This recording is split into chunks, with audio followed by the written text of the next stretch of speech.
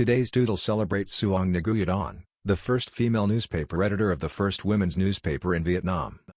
On this day in 1918, the first publication of Nu Gioi Chung, Women's Bell, was published, the newspaper where Nguyet-anh was editor-in-chief.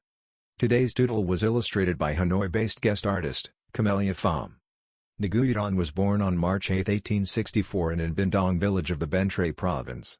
Her father, Nguyen Dinh Chieu, was a poet and teacher who taught her how to read and write in both Chinese and Chữ Nôm, a form of Vietnamese language that uses Chinese characters. Nguyet-anh started writing her own poetry. In honor of one of her most well-known poems centered around apricot blossoms, the doodle artwork incorporates apricot blossoms in an apricot color palette. The next few decades were a tragic time for Nguyet-anh. Her father died when she was 24, and she and her brother took over his school to teach the locals. She then moved to Rach Mieu in My Tho City, married, and gave birth to a daughter. 2 years later, her husband passed.